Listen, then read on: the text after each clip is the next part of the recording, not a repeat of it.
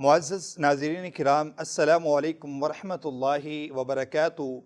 Programme رہنمائی میں ہوں آپ کے ساتھ حافظ محمد نعمان طور۔ ناظرین کرام، آج میرے ساتھ جو شخصیت موجود ہے اسلامک اسکالر ہیں، موٹیویشنل اسپیکر ہیں اور اپنے خطبات اور دروس سے لوگوں کو مستفید فرماتے رہتے ہیں۔ میرے ساتھ اسٹوڈیو میں جوائن کیا ہوا ہے پروفیسر عبدالرؤف صاحب حفظہ اللہ تعالی۔ تو ناظرین کرام، آج ہم جس موضوع پہ گفتگو کرنے والے ہیں اس کا ہمارے معاشرے کے ساتھ ایک اہم تعلق ہے۔ انسان کا تعلق، جو ایک انسان ہے اس کی زندگی کے اندر دو طرح کے پہلو ہیں۔ ایک پہلو کا تعلق اللہ کے ساتھ ہے، اللہ کی عبودیت کرنا، اللہ کی عبادت کرنا، اللہ کے سامنے اپنے سر کو جھکانا، اللہ کی عبادات کو بجا لانا۔ اور انسان کی زندگی کا جو دوسرا پہلو ہے اس کا تعلق اللہ کے بندوں کے ساتھ ہے۔ اللہ کے بندوں کی خیر خواہی کرنا، اللہ کے بندوں کے ساتھ اچھے سلوک کے ساتھ پیش آنا، ان کے ساتھ تعاون کرنا، اور اللہ کے رسول صلی اللہ علیہ وسلم نے اپنی سیرت کے اندر جو اپنی امت کو بتلایا اس پر عمل کرنا۔ تو ناظرین کرام، وہ ہے خدمت خلق۔ آج کے اس پروگرام میں ہم بات کریں گے کہ جو خدمت خلق کرنے والے ہیں انہیں دنیا اور آخرت میں کون سی کامیابیاں نصیب ہوں گی، اور اس ہمارے معاشرے کے اندر خدمت خلق کے اثرات کیا ہوتے ہیں، اور اللہ کے رسول صلی اللہ علیہ وسلم کی زندگی میں خدمت خلق کتنا ضروری تھا۔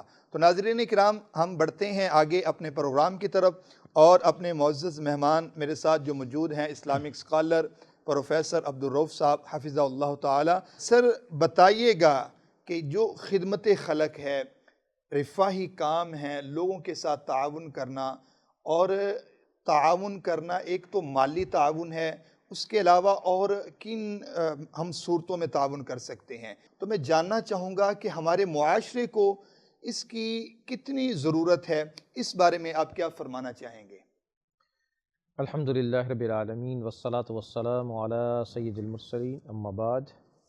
نبی اکرم صلی اللہ علیہ وآلہ وسلم نے ارشاد فرمایا، خیر الناس من ینفع الناس۔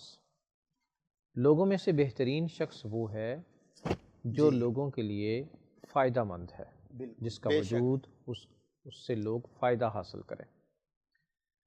اب یہی خدمت خلق کے اندر بڑی چیز ہے کہ لوگوں کو کیا فائدہ ہے ایک بندے کے ساتھ۔ بالکل فائدہ یہ ہوتا ہے کہ کوئی کسی پریشانی میں ہے، مصیبت میں ہے، تنگ دستی میں ہے، تو وہ اس کے مددگار بن جاتے ہیں۔ بالکل آج کے دور میں دیکھیں، اگر کوئی شخص اس کو کوئی میڈیکل ایشو ہے تو ایک بندہ جاتا ہے تو کہتا ہے کہ میں خون کی بوتل دے دیتا ہوں، اس کو بوتل خون کی ضرورت ہے، اور اگر وہ خود نہیں دے سکتا تو پھر وہ آگے لوگوں میں وہ بات پھیلا دیتا ہے، ان سے وہ گزارش کرتا ہے کہ ایک بندہ ہے اس کو ضرورت ہے، تو وہ پھر لوگ تیار ہو جاتے ہیں۔ بالکل تو یہ خدمت خلق ہے، اور اس کے نتیجے میں دیکھیں من احیاھا فکأنما احیا الناس جمیعا۔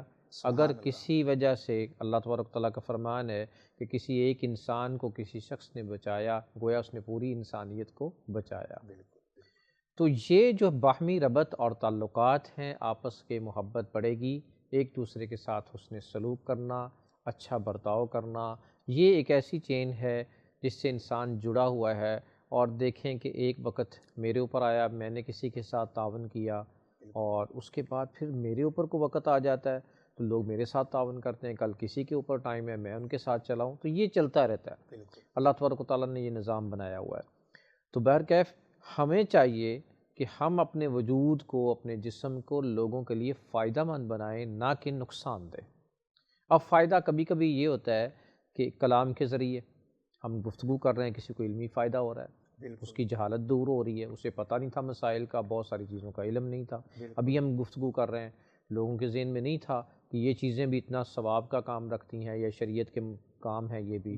لوگوں میں عام کنسیپٹ یہ ہوتا ہے کہ نماز ہے، حج روزہ زکوٰۃ وغیرہ، یہ 4-5 چیزیں کنسیپٹ رکھ کے بیٹھے ہوتے ہیں کہ یہ قرآن کی تلاوت ہے، یہ شریعت ہے، شاید یہ اللہ کو مطلوب ہے۔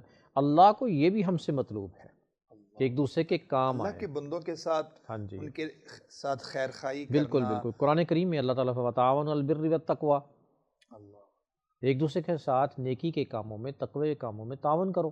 بالکل ولا تعاون علی الاسم والعدوان، اگر کوئی برا کام ہے، برائی پہ ابھارنے والا ہے اور نافرمانی کا ہے تو اس میں کسی کے ساتھ تعاون نہ کرو، لیکن اچھے کاموں میں ایک دوسرے کے معاون بنو، نیکی کے کام میں۔ اب کسی کی پریشانی ہے تو اس میں ہمیں معاون بننا ہے اور اس کا ہمیں فائدہ بھی ہوگا۔ کیسے؟ نبی اکرم صلی اللہ علیہ وسلم نے ارشاد فرمایا من نفس عن مؤمن کربۃ من کرب الدنیا نفس اللہ عنہ کربۃ من کرب یوم القیامہ۔ جو کوئی شخص دنیا میں کسی مومن سے کوئی تکلیف دہ چیز کو دور کر دیتا ہے، اس کے لیے آسانی پیدا کرتا ہے، آگے حدیث کا ٹکڑا ہے جو آسانی پیدا کرے، یہاں الفاظ ہے کہ کوئی چیز تکلیف دہ دور کر دیتا ہے، اللہ تبارک و تعالی وہ قیامت کے دن میدان حشر میں اس سے وہ تکلیفیں دور کر دے گا اس کے بدلے۔ آج ہم یہاں کام کریں، لوگوں کے لیے آسانیاں پیدا کریں، اور آخرت میں اللہ ہمارے ساتھ آسانیاں پیدا کرے، آسانی فرمائے گا۔ اور اسی طرح کوئی تکلیف دہ چیز ہمارے برے اعمال کے سبب اگر کو ہمیں چھوئے گی، ہمیں کوئی نقصان ہوگا تو اللہ تبارک تعالیٰ وہ بھی ہم سے ہٹا دے گا، دور کر دے گا۔ اب یہاں دو فائدے ہو رہے ہیں، ایک تو ہمارے اپنا فائدہ اور دوسرا یہ فائدہ کہ لوگوں کے درمیان محبت بڑھ رہی ہے، ہم ایک دوسرے کے ساتھ محبت کرنے لگے اور ایک دوسرے کے ساتھ حسن سلوک، نیکی۔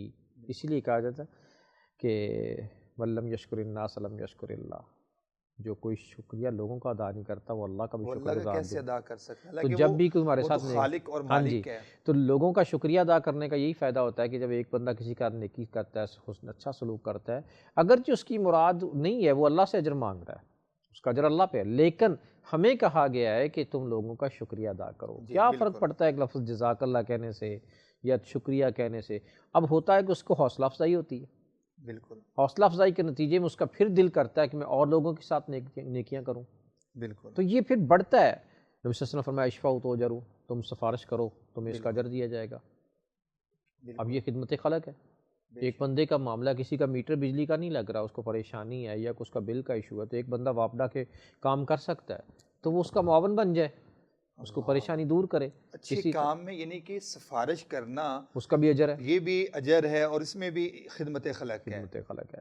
اب وہ بیچارہ مصیبت میں پھنس گیا تھانے جا کے، جھوٹا اس کے اوپر مقدمہ ہو رہا ہے، ناجائز پھنس گیا، اور کسی کی اپروچ اتنی ہے کہ وہ اس کو چھڑا کے لے آئے، اللہ تبارک تعالیٰ اس کو مصیبتوں اور پریشانیوں سے قیامت کے دن چھڑا دیں گے۔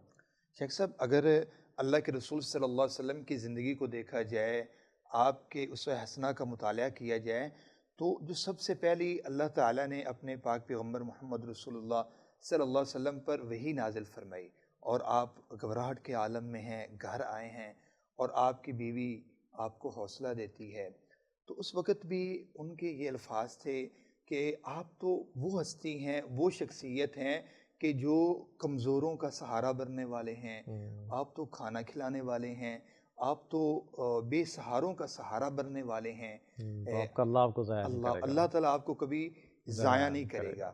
یعنی کہ رسول اللہ صلی اللہ علیہ وسلم کی ابتدا سے ہی آپ لوگوں کا سہارا بننے والے ہیں، اور یہ آپ کی سیرت سے ہمیں ملتا ہے۔ جی جی بالکل۔ شیخ صاحب، جیسا کہ ایک شعر بھی، ایک مقولہ بھی موجود ہے کہ کرو مہربانی تم اہل زمیں پر، خدا مہرباں ہوگا عرش بری پر۔ جو اللہ کے بندوں کی خدمت کرنے والے ہیں، ان کے ساتھ اچھا برتاؤ، ان کا سہارا بننے والے ہیں، ان کے متعلق اللہ تعالیٰ کے ہاں بھی کیا کوئی اجر ہے، اور دنیا میں بھی ان کے لیے اللہ تعالیٰ کو کامیابی کا کوئی اعلان فرماتے ہیں؟ آپ نے شعر پڑھا، وہ حدیث لا یرحم لا یرحم، لا یرحم اللہ من لا یرحم الناس، جو شخص رحم نہیں کرتا اس پہ رحم نہیں کیا جائے گا، جو شفقت نہیں کرتا اس پہ شفقت نہیں کی جائے گی۔ بالکل، اور یہ اللہ تعالیٰ کا فیصلہ ہے، ہمیں دنیا میں شفقت اور نرمی لوگوں کے ساتھ وہ ہمیں برتاؤ رکھنا ہے، ان کے ساتھ اچھا سلوک کرنا ہے۔ اب میں سب لوگوں کو جہاں پہ جو اہم بات بتانے لگا ہوں کہ دیکھیں، میں پریشان ہوں، آپ پریشان ہیں، تنگ دستی ہے، ٹینشن ہے، کوئی پریشانی ہر بندے کو لاحق ہے، کوئی نہ کوئی پوچھیں گے تو کہہ دیں گے میں پریشان ہوں۔ اب اس پریشانی کا حل کیا ہے، کیسے نکلیں گے؟ جی، بڑی آسانی سے نکل سکتے ہیں، اور اس سوال کا جواب خدمت خلق کے ساتھ جڑا ہوا ہے۔ بالکل، نبی اکرم صلی اللہ علیہ وسلم نے فرمایا واللہ فی عون العبد ما کان العبد فی عون اخیہ، اللہ اس وقت تک بندے کی مدد میں لگا رہتا ہے جب تک وہ دوسروں کی مدد میں لگا رہتا ہے۔ اب میں چاہتا ہوں کہ میں پریشانی سے نکل آؤں، میں دکھ تکلیف سے نکل آؤں، تو مجھے چاہیے کہ میں پھر لوگوں کے کام آؤں، میں ان کی پریشانیاں دور کروں. بالکل. تو اس کے بعد یہ ہوگا اس کے نتیجے میں کہ اللہ بنفس نفیس میرا مددگار بن جائے گا.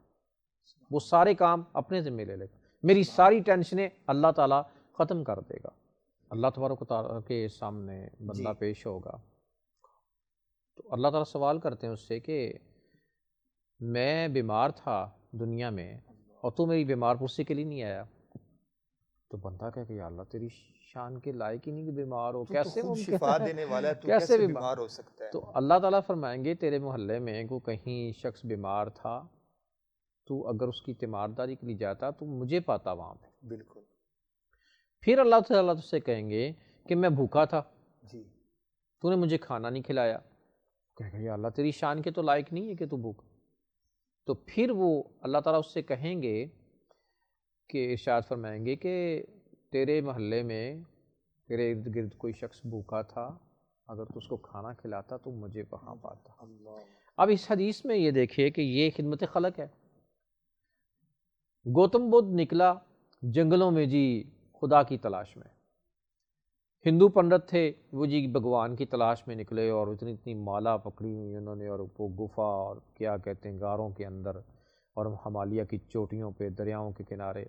ہمارے مسلمانوں میں بھی لوگ، کرسچن میں بھی بڑے بڑے چلے کاٹ رہے ہیں جی خدا کی رضا حاصل کرنے کے لیے.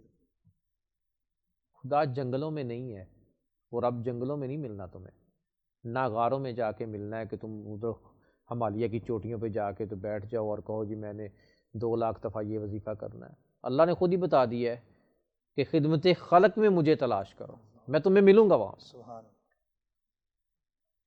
تو مجھے وہاں پاتا. بات ہی سیدھی ہوگی ہے. بالکل.